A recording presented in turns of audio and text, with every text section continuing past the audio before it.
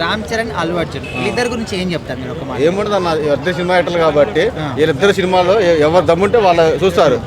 నువ్వు పండగ పెట్టుకో, రెండు ఒకేసారి రిలీజ్ చేసుకో, ఏ సినిమా దమ్ముంటే ఆ సినిమా. ఎందుకంటే వీళ్ళిద్దరికి ఉన్నది మెగా ఫ్యామిలీ ఫ్యాన్సే, కొత్త వాళ్ళు లేరు వీళ్ళకి. ఇప్పుడు మెగా ఫ్యామిలీ నుంచి అల్లు అర్జున్ ఫ్యామిలీకి వచ్చేటట్లా అయింది, అంతే తప్పితే ఏమీ లేదు. మా అయితే కొంతమంది పెరుగుతారు, ఇట్లు అటు పెరుగుతారు ఇటు పెరుగుతారు, అంతే తేడా. సినిమా హిట్ అయింది అనుకో, ఇద్దరు దమ్ముంటే హిట్ అవుతుంది సినిమా. స్టోరీ బాగుందంటే సినిమా పక్క హిట్ అవుతుంది, ఎందుకంటే వీళ్ళ ఫ్యాన్స్ వాళ్ళ ఫ్యాన్స్ ఒకటే అవుతారు కాబట్టి. నాకు చాలా క్రేజ్ అనిపించింది నిజంగా. ఇప్పుడు నేను నాకు తినాలనిపించింది అనుకున్నా, చికెన్ పట్టే తినాలనుకుంటా, నాలా చికెన్ పట్టే తినాలనుకున్న వ్యక్తికి చికెన్ దమ్ బిర్యానీ ఎలా ఉంటుంది అన్న అలా ఉంది నిజంగా.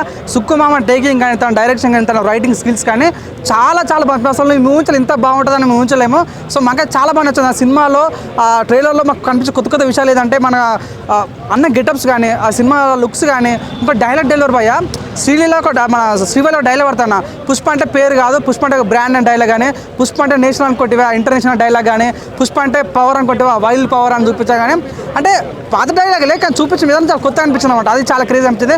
సహజంగా పుష్ప అంటే ఏందన్నా ఉన్నా కదా కూలేడు, ఆ కూలేడు వేసుకున్న డ్రెస్ పైన కోట్ వేసుకుంటే ఎంత క్రేజ్ అనిపించింది అన్న చాలా మంది. అట్లాంటి కోట్ వేసుకుని కింద నీళ్ళ పడతాడు, అదే నీళ్ళకి వెళ్ళి 10% బయటకు వస్తుంటాడు అనమాట. అంటే ప్రతిదీ కూడా ఇంటర్లింక్ల ప్రాసెస్ అలా అనిపించింది అన్న. సో లాస్ట్ టైం ఏంటంటే లాస్ట్ పుష్ప అప్పుడు నేషనల్ అవార్డు పొందింది. ఇస్తే నేషనల్ అవార్డు కాదు మేము కొట్టబోయేది ఆస్కార్ అవార్డు అన్నట్టుగా, పుష్ప అంటే నేషనల్ కాదు ఇంటర్నేషనల్ అన్నట్టుగా సింబాలిక్ చూపించడానికి ఫీలింగ్ వచ్చింది. చాలా బాగుంది అన్న. నిన్న కిసిక్ సాంగ్ కూడా వచ్చింది, స్టార్టింగ్ కొద్దిగా విన్నప్పుడు అరే ఏంది సాంగ్ ఇట్లున్న ఫీలింగ్ వచ్చింది. కానీ నేను 2-3 days తర్వాత అరే ఈ సాంగ్ ఇంత బాగుంది అంటే మెల్లమెల్లగా నచ్చుతుంది అన్నమాట. అవునా కదన్నా? సో మాకైతే ప్రస్తుతానికి అయితే చాలా బాగుంది. ఎక్స్పెక్టేషన్స్ అన్న వచ్చిన రోజే హైయెస్ట్ మిలియన్ వ్యూస్ వచ్చిందండి యూట్యూబ్లో.